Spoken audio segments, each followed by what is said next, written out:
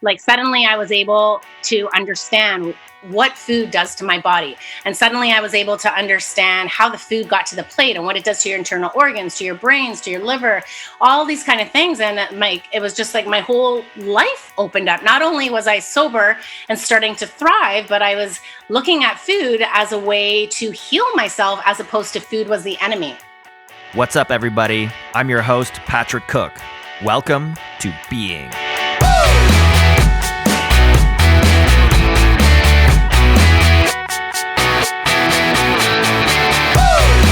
My guest today is Grace Van Berkum. Grace is a plant-powered detox nutritionist and tropical yoga teacher, facilitating empowering and inspiring retreats in Nicaragua and around the world with her brand, Gracious Living Lifestyle. Her mission in this lifetime is to spread the message of plant-based nutrition and self-love by teaching people how to eat and live with awareness. She strongly believes that we are all more powerful than we can even realize, and that the best whole foods and plant foods, combined with a healthy, balanced, loving mind and open heart, can heal the body and planet of any disease. Grace Van Berkum, welcome to Being. If you're enjoying the content, please do subscribe to the show and get a new episode delivered directly to your device every Friday. And as always, I love hearing from you. So please do rate and review the episode on Apple Podcasts, Stitcher, or whichever platform you prefer. Also, I'm proud to announce that the show is now available on YouTube. And you can also follow us on our new Instagram page at Being with Patrick Cook. For show notes and more information, head on over to being-podcast.com. Now, on with the show.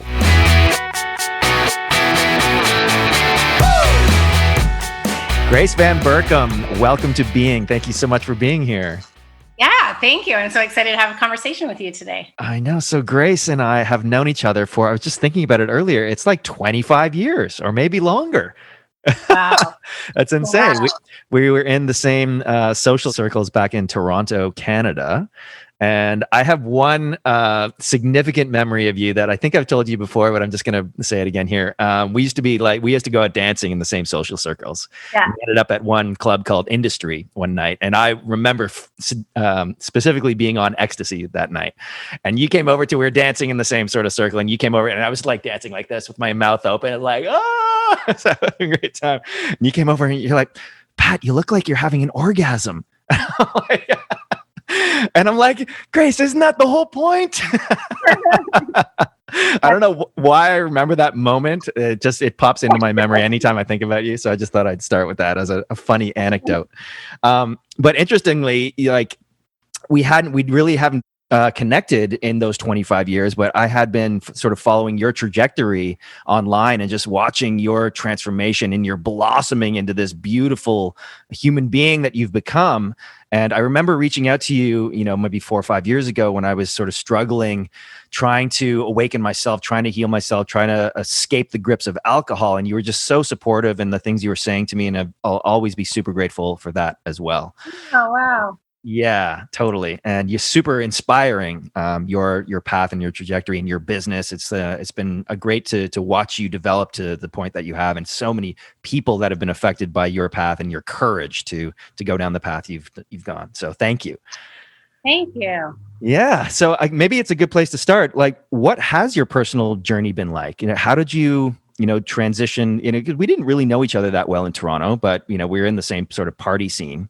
How did you really embrace this path and find this journey that you've been on? I come from a very tumultuous childhood. I was in and out of foster homes till the age of 10. Oh, wow. I dealt a lot with abuse, physical abuse, emotional abuse. And because of that, I developed addictions at a very young age to numb myself and to kind of deal with things. And my very first addiction was at 4 years old, and that was sugar. Wow. And I discovered early on at 4 years old that if I ate copious amounts of sugar, I would get super high. And that would actually, in my mind, it would create this invisible shield to protect me from the abuse that I was going through.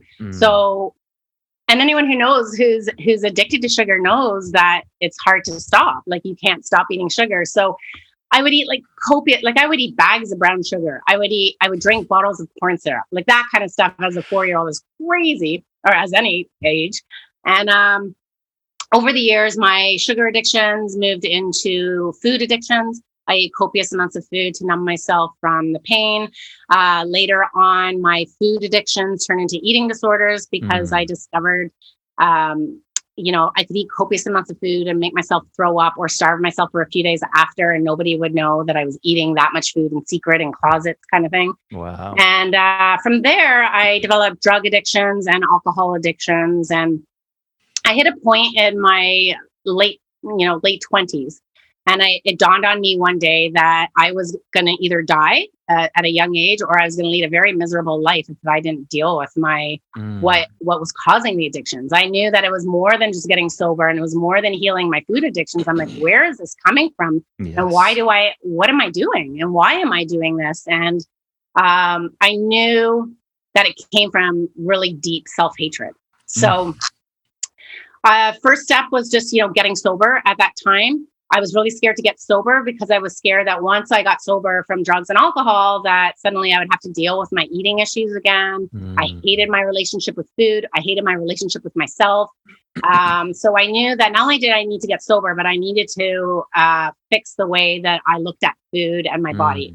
So one thing led to another. I found nutrition school. I got sober. I went back to school, changed my life. Like suddenly I was able to understand what food does to my body. And suddenly I was able to understand how the food got to the plate and what it does to your internal organs, to your brains, to your liver, all these kind of things. And it was just like my whole life opened up. Not only was I sober and starting to thrive, but I was looking at food as a way to heal myself as opposed to food was the enemy. So once I graduated from school, I was like, man, my life has changed in 2 years from just like sobering up and learning how to eat. But so many people don't know this. And this is the kind of stuff we should be learning in school. And everybody should understand, about food and how it affects the body. So I became very passionate, of course, about being a nutritionist and helping people change their lives through food. And I became very passionate about helping people on their sober journeys as well, and helping, using food as a way to enhance your life and as part of the sober process too, and healing process. And that's kind of where it took me today. I knew within me that all the pain and suffering and abuse that I'd gone through as a child, I was meant to go through that and overcome it, and then to teach people what I know. And I knew that, that was the meaning of my life. And I really do feel like this is the meaning of everyone's life. We need to really deal with our past traumas and stuff we've learned as children that isn't necessarily our crap. It was somebody else's crap put on us. And, I know some people don't have childhood issues either, but we all have something that we need to overcome in our lives. And once we do, I feel like it's our duty as humans to share that with others and to help others going through the same thing. And this is, this gives us meaning, and it gives fulfillment to our lives. So I knew that I went through what I did because I was supposed to help people in this way through food and through their own self-love journeys. And then 5 years ago, I found some land in Nicaragua, in northern Nicaragua, and my dream was always to build a wellness center. So I embarked on that, which is one of the hardest things I've ever done in my life because I didn't know what the hell I was doing.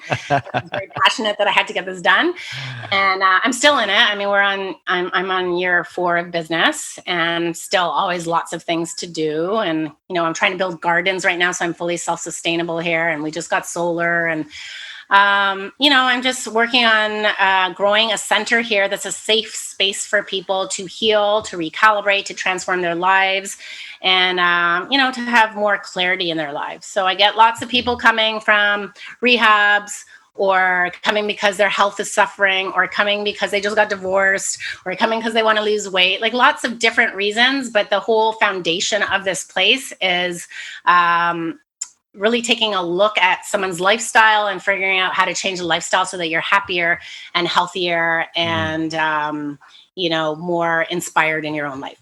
Yes. Oh my God. That is amazing. I'm so inspired by your journey. And it's so much that resonated in that answer I want to ask you about. But one major theme is how trauma can lead to addiction. And it's one of the fundamental causes of addiction. Actually, the last guest I had on, Benjamin Castillo, spoke to this beautifully about how we have our individual traumas that show up as individual addictions, but we also have the collective traumas that show up as collective addictions, which I thought was a really powerful model to think about.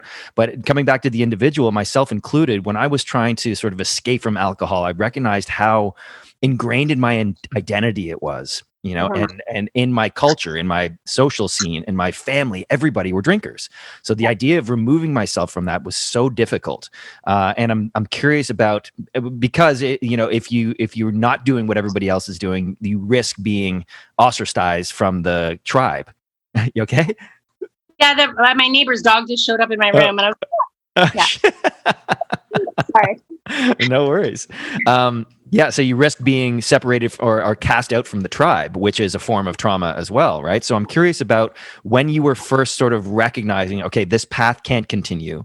I need to make changes. How did you summon the courage? Like I mentioned earlier, I want to make this as practical as possible for people who might be in that position now, who want to make a change, but they don't know what the first steps are. How can they take the first steps to move out of addiction or trauma? I mean, for me, I hit a rock bottom, and it wasn't like I hit several rock bottoms. And anyone who hits rock bottoms and continues to knows that each rock bottom gets worse and worse and more intense, and it's harder to get yourself out of it. And I see rock bottom as a blessing and a gift, because as when you hit rock bottom, there's nowhere else to go but up. And it's like a cracking open where the light can come in, and it's a surrendering, because if you don't hit the rock bottom, like for me, without hitting the rock bottom, I was still trying to do things my own way, or what I thought was the right way to do things. But when there was nowhere else to go, because I was so depleted and I was so sad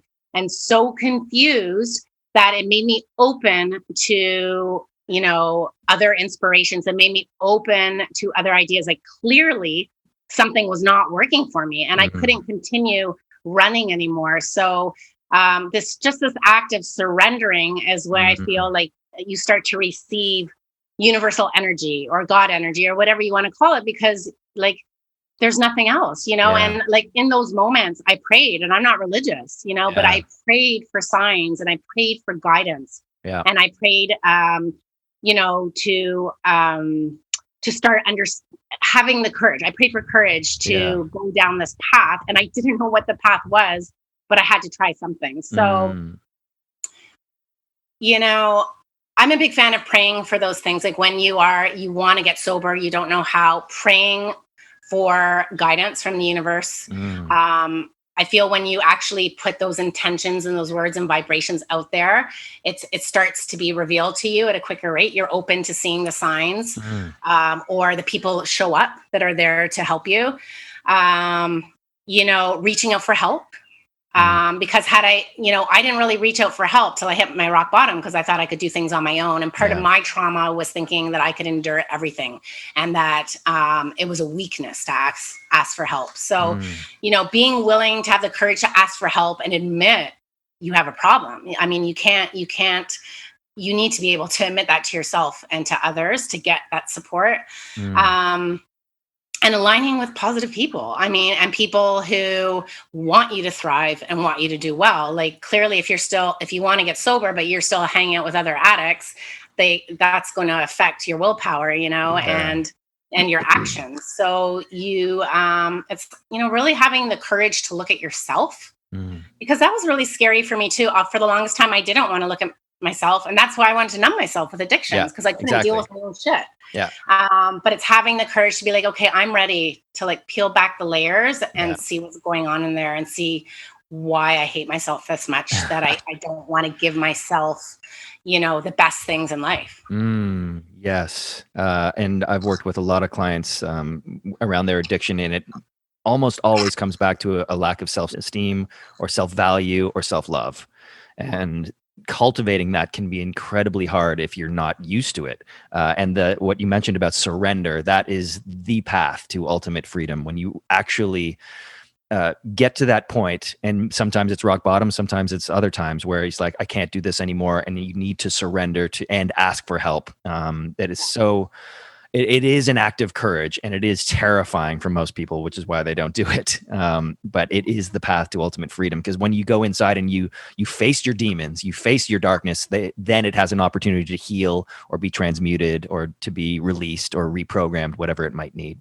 So yes. And I always say my journey to self-love was one of the hardest and scariest things ever. It's not easy. Me it's too. Not just like you snap your fingers like, oh, I'm going to love myself today. Yeah. It's like there's multiple layers and layers of stuff 100%. going on there. And like, you have to really be able to examine your blockages. And, for me, I mean, the bottom line for me was I realized I hated myself so much because as a youngster, I was told to hate myself. Yes. Like I realized over time, these weren't my words and this wasn't who I really was. It was told to me and I was almost brainwashed into it. So it's like being willing to look at that, being willing to forgive, like that was a huge thing for me. Not only forgiving my abusers, but more so forgiving myself. Because I mean, we just do the best we can in every given moment in that day, right? And realizing that, so much of what happens to us, it's not our fault. Like, especially when it happens as a child. Yeah. I mean, we're just trying to survive. So, again, having the courage to look at things, having the courage to forgive.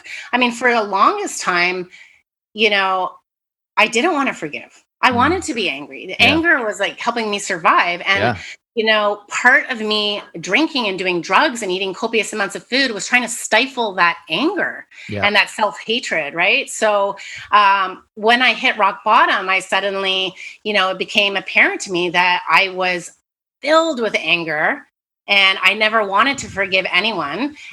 But when I surrendered, that's when I started the process of like, okay, well, I need to look at this because if I want to get out of this, I need to change something and I need to change my energy and my outlook on things. And the only way to move forward is to forgive. And the only way to move forward was me to start to be grateful for who I was, which included my past. And I couldn't move forward without forgiving my past and being grateful for my past, which is daunting. Like if you're not ready for that, you're like, you want to be the victim, right? Yeah, you want to be like, I don't want to let this go. But there came a point where I'm like, I have to let it go. Yeah.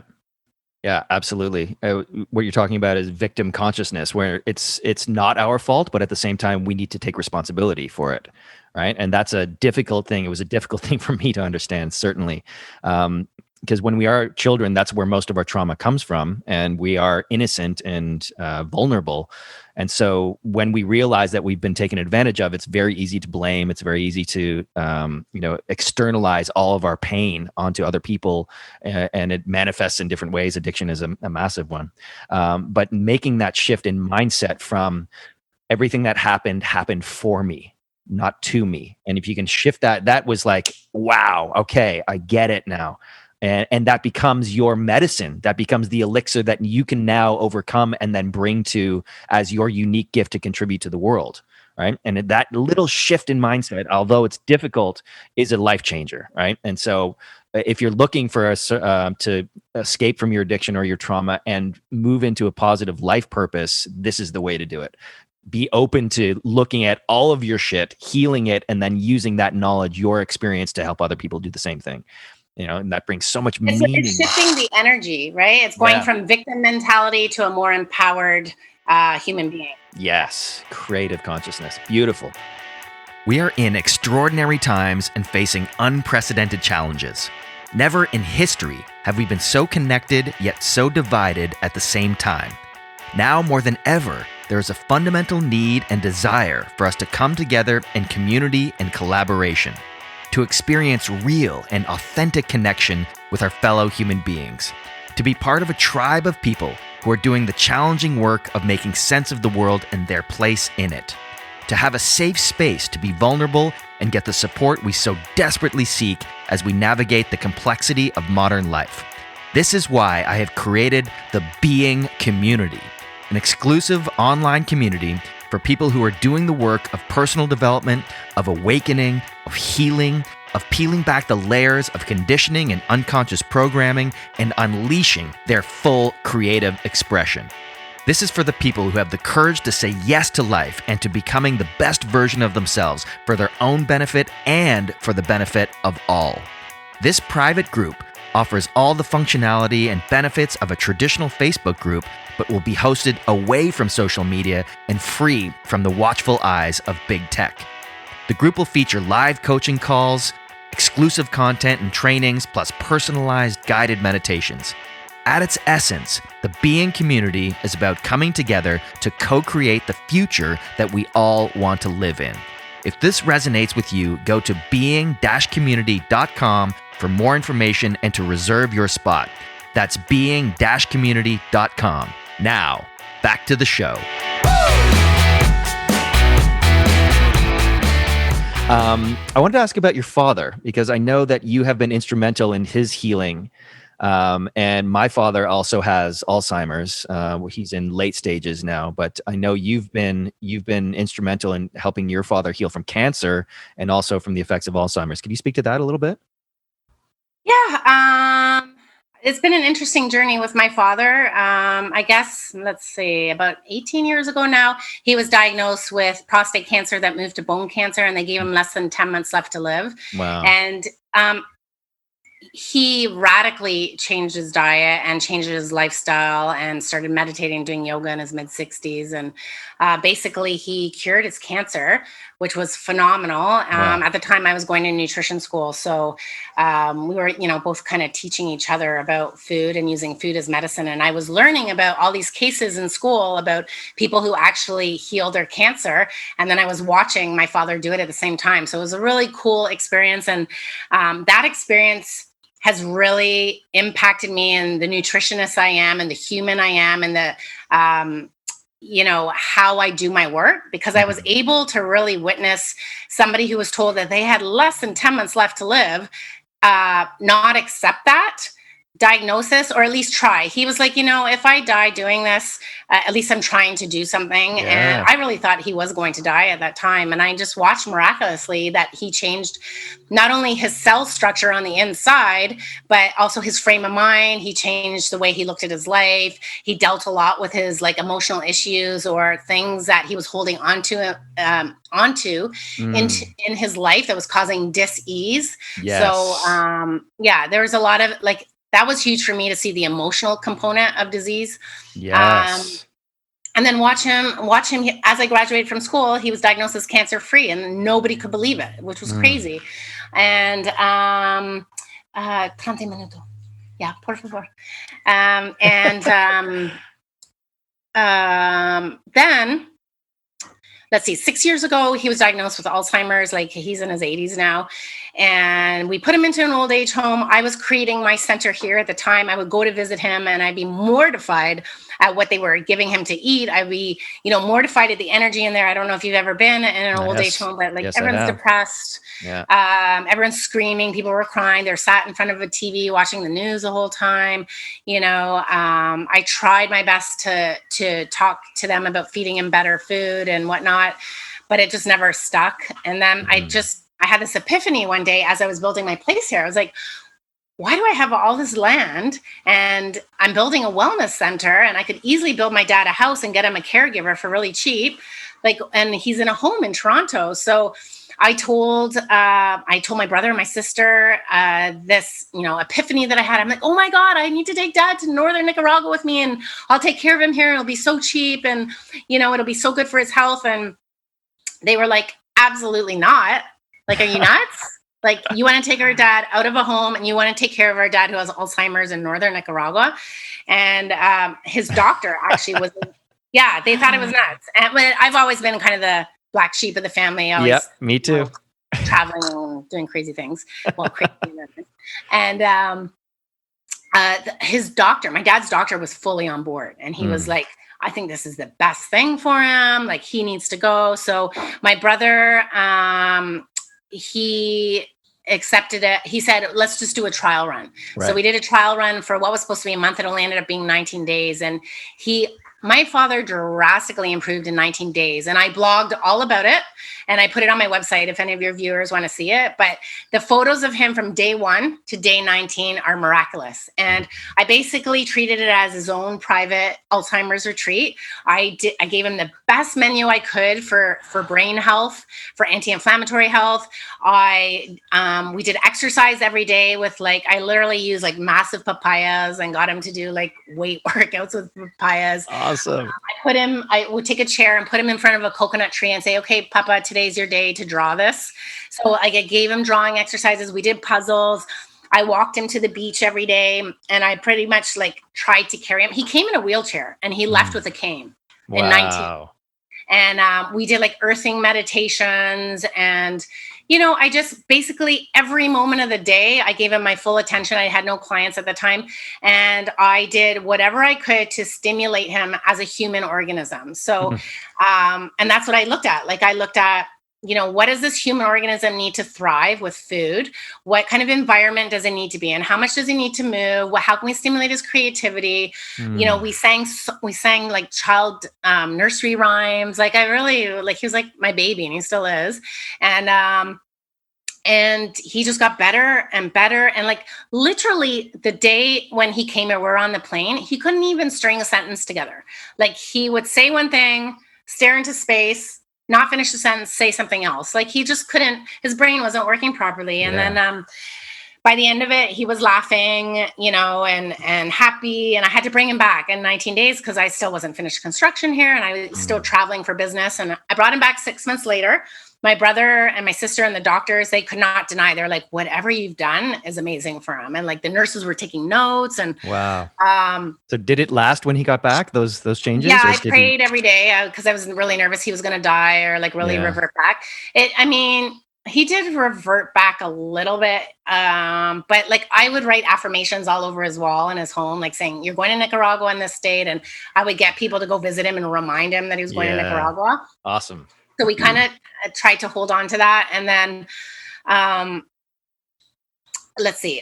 6 months later, I brought him here, and I couldn't build him a home right away, and I couldn't find him a caregiver. So what ended up happening was that I had to share a room with him for 1 year. It took me 1 year to actually find somebody. Wow. So that was interesting because he's my dad, and we had separate beds, but we shared a bathroom. And some mornings I would go to teach yoga, and I come in and he's wearing one of my crop tops off his shoulder, he was doing really funny things. And I would be mortified. And, I had to learn how to shower him, and he was wearing diapers, so I had to change his diapers. So I had to learn a lot while I just opened my retreat center here. And then finally I was able to afford building him a little home. So I built him an earth bag home.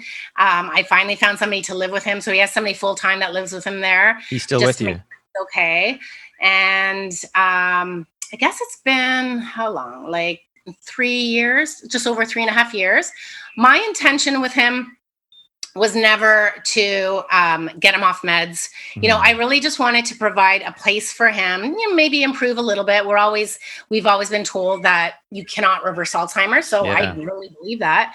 And I just wanted him to die here in a happy place, in my presence, in nature. I just wanted to gift him this happy, beautiful death, really. And I never in a million years imagine that he would improve. So in the 3 years, I've gotten him off all his medications. Wow. He was on 4 medications. I just kept noticing as he was eating cleaner and getting better that the medications were making him pass out. Right. And he would literally, within minutes of taking it, he would pass out, fall asleep sitting up, even after a meal. And I was just okay, this is obviously, these are starting to become too strong as he's getting cleaner. So I would just I take off a little nugget and just give him a little less. And then just over time, I noticed he was just getting better and better with less medication. And one of his medication, he was on antidepressants for 35 years. He's off his antidepressants. He's been medication free now for over 2 years. Wow. So he literally, the man laughs all day long. He's smiling all day long. He's never upset. He's always thank you. He's always cracking jokes. Hits on the ladies here. I do feel a big part of his success is that he's surrounded by beautiful women all the time, and he loves it. That's a bonus. Yeah. So, he just like, it's amazing. And people are always like, wow, you're so lucky to have a dad like this who's like just so happy all the time. Like, what a wonderful life he must have had. And I'm like, you know what? I know my dad is angry and depressed most of my life. So this is phenomenal that I've watched a human being, not only get off his meds, but his short-term memory has come back, which is crazy. Like, he remembers things all the times. Like, I mean, yes, it comes in waves. Like, he is 87, but he will remember something that just happened 5 minutes ago or yesterday. He'll remember people. He'll be like, oh, I met you before, which is amazing because he wasn't like this in the beginning. But more than anything, like, his personality has so changed, and like, he's just so happy. He's like a child, laughing. And, you know, the nurses pulled me aside when I took him full time, and they said, do you know what you're doing? Like, you have to be ready. Like, it's only going to get worse from here. Right. It's not going to get better. He's going to get abusive. Like, you need to be ready for what's coming. So, you know, I kept that in the back of my head, but I thought, you know, I'll deal with that when the time comes. I just knew I had to try. Yeah. And I knew worst case scenario, if it got out of hand or if I couldn't handle it, I could always bring him home. Right. So anyways, it's been amazing. Like, he's just the happiest man alive. And he's just it's been so amazing for me as his daughter, as a nutritionist, as a human being, like, just to watch what's possible, even when doctors say that's not possible. Yes. And also, you know, anything and everything's possible. And I just, no matter how old somebody is, no matter what they're diagnosed with or labeled with, if you put a human organism in the right environment and you give a human organism everything it needs to survive, and you go down the list of like what makes a human survive, there's still intelligence and there's still creativity left in them, and joy. So that has been amazing, because, you know, we're always told, like, once you get older, like, that's you know, in the old age home, they were just trying to keep people safe. Yeah. It wasn't about thriving. And, you know, that's just like, bless the nurses. They work so hard, but nobody's trying to improve anyone. They're just kept safe there till they die. And I've watched somebody reverse stuff and thrive. Yes. What a powerful story, Grace. Wow. So inspiring. The power of intention and nurturing yourself with positivity, both in your mind and then through nutrition. Incredibly, incredibly powerful, the work you're doing.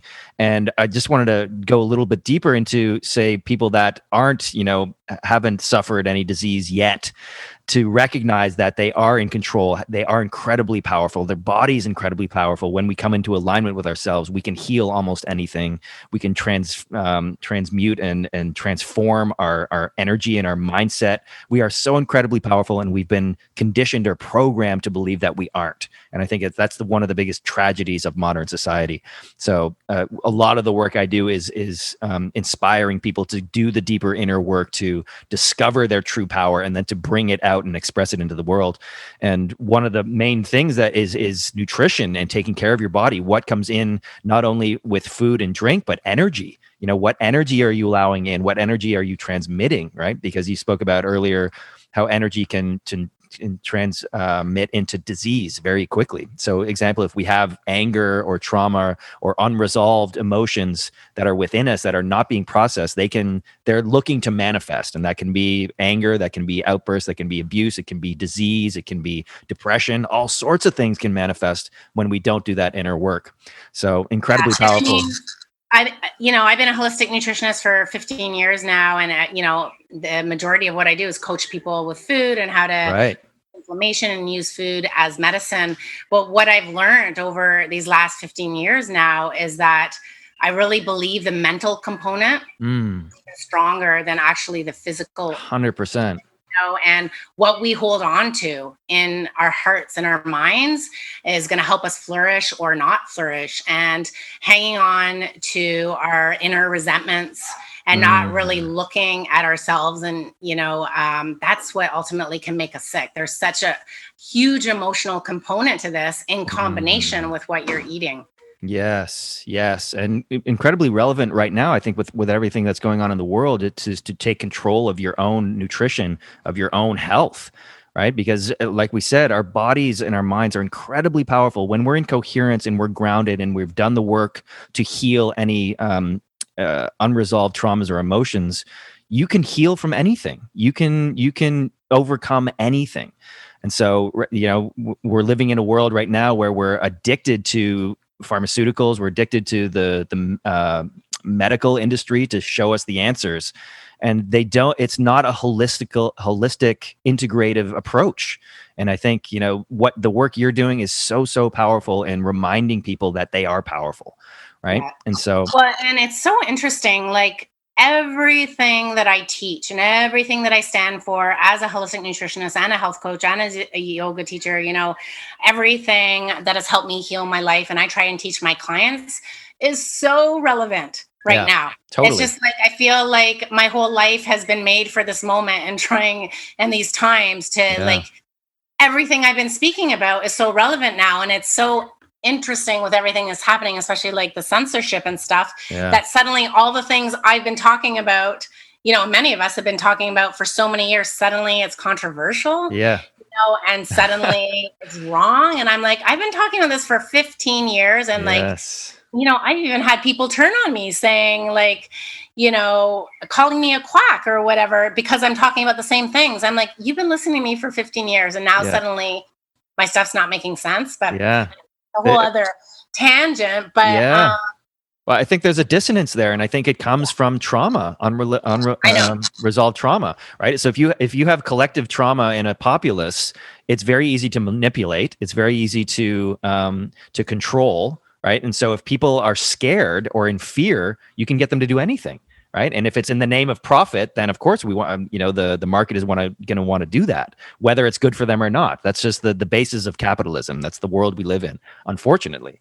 But if you do the work to take your control, you take your power back by resolving your unresolved trauma or healing, then you're less easily manipulated. You get less sick. You have more sovereignty. Like, this is how we change the world, really, right?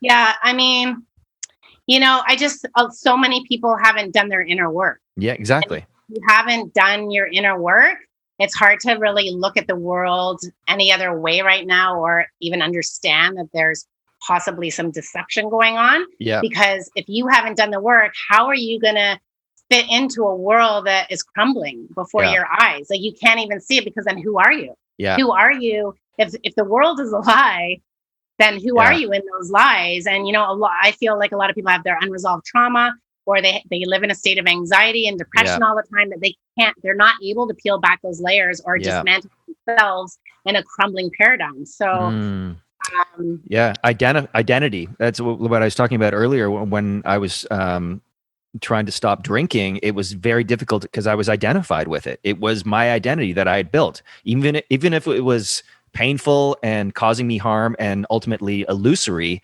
It was what I knew. And so letting go of it was scarier, because the unknown is always scarier than the known, even if it's painful or if it's uncomfortable, right? And that's what I think a position a lot of people are in right now is like, wait a minute, if this whole facade, this whole identity, this whole life I've built for myself is a lie, or it's based on lies, then what the hell am I? What the hell is this world? They have no idea what reality is, so they'd prefer to hang on to that identity, even in the face of evidence or the stuff that's coming to light, right? And so that creates a cognitive dissonance, and then they just want to lash out and want to protect that identity at all costs, even if it's not in their best interest, which is tragic, right?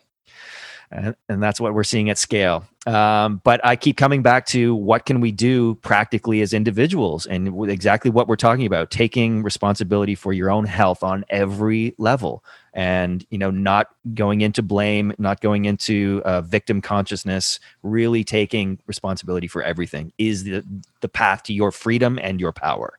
Would you agree with that? 100%. Yes. Okay. To that end, then, what are some of the practices and techniques that you personally use or with your clients to help people stay grounded, stay healthy, stay creative? Yeah, I mean, taking care, obviously, of your nutrition is important, because your nutrition is not only going to affect your energy levels, but it's also going to affect your mental perception of life. And there's so much stresses and challenges right now, even before any of this happens. So for sure, you want to make sure that you're eating things that are helping your body to thrive and work efficiently and reduce inflammation and stabilizing your blood sugar. Yes.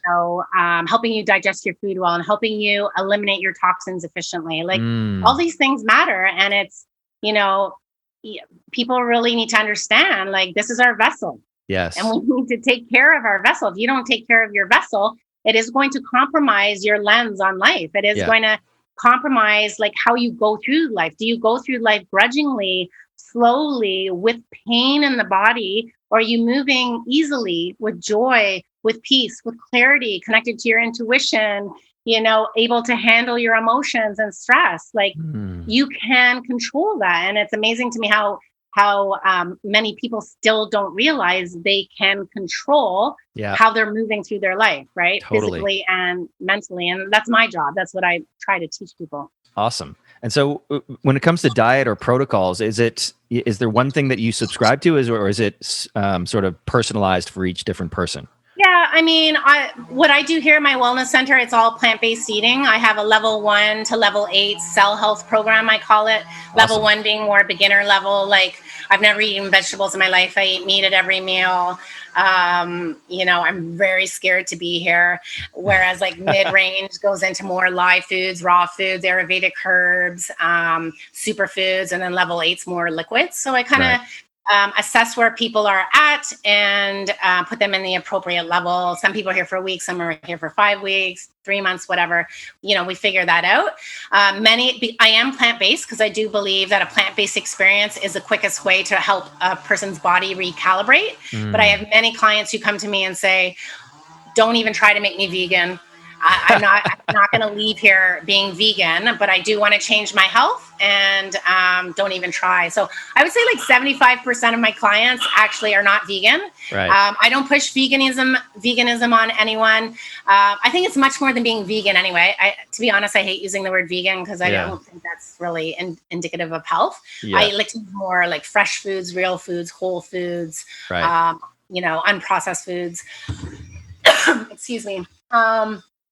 75% of my clients are still eat animal products, but we do so in a more conscious way and a clean way. My forte comes in helping people eat more vegetables, no matter what style of eating they want to do. So most people that come here are imbalanced or unhealthy in some way. And if I were to look at their health history or their food journals, they're not getting enough nutrition. They're not getting enough fiber, hydration. They're not stabilizing their blood sugar. They have too much inflammation. There's a whole list of things going on. And most people don't eat enough veggies or even know how to prepare them properly. So no matter what style of eating people want to be or how, no matter what style they want to be, basically I'm teaching people how to implement more vegetables and more fresh vegetables in their life. Everything we do is natural here. Everything is made from scratch, nothing packaged, nothing processed. Everything is from what nature provides here. I'm all about using what's local. Yes. Everything is done we do like half cooked, half raw. If you go up the ladder, like up the levels of my health programs, and sometimes we'll do more raw depending on the person's health and what's going on with them. Right. Everything is as anti-inflammatory as possible. Everything is clean as possible, organic as possible. I'm trying to grow as much food as possible on my land, so we're getting there. Yeah, awesome. A big part of the process here is eating with community, eating slowly, feeling grateful for your food, taking the time to enjoy your foods, viewing food and eating as our meditations. Yes. So it's just like the whole place here is about slowing down. Awesome. Slowing down so that we can start to feel better, but also start to see our own blockages. People can't really see where they're limiting themselves in their own lives if you're go all the time and like constantly being distracted. So it's all about, not only cleansing here and getting healthier and recalibrating our health, but just getting clear on what to do moving forward. Like what's working for you and what's not working for you. And clearly, like if people are here, obviously there's stuff not working for them. So everyone's different, but just looking at all like the way that everybody is living and figuring out like, okay, what can I change when I go back home? Awesome. I love it. Yeah. And the energy and intention you bring to everything you do, but food specifically, like when I have dinner with my kids, we all say something we're grateful for, and we send positive intention and energy into the food. And before we eat, it's just so powerful and makes such a difference. Yeah, that's awesome. All right, Grace, thank you so much. I know you're busy, so I'm going to let you go, but one more question. If you were to take all of your experiences, all your knowledge and wisdom gained, and distill them down into one message or one sentence, what would it be?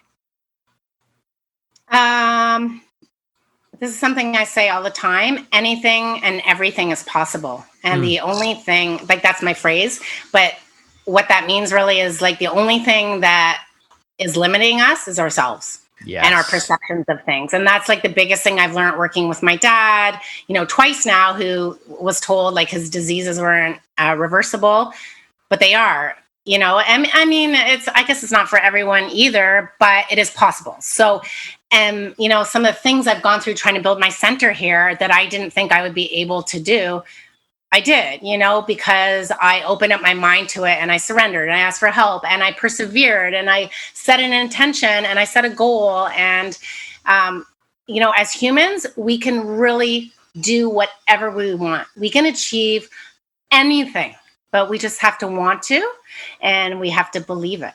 Yes. Awesome. Grace Van Berkum, thank you so much for your time and sharing your magic and wisdom today. Really appreciate it. Thank you so much, Pat. It was great talking to you. You too. Talk to you real soon. Bye. Bye. Hey, everyone. Thanks for tuning in. And if you enjoyed the show, please do subscribe, rate, and review. For more information and show notes, head on over to being-podcast.com. We'll see you next time. And remember, live your being.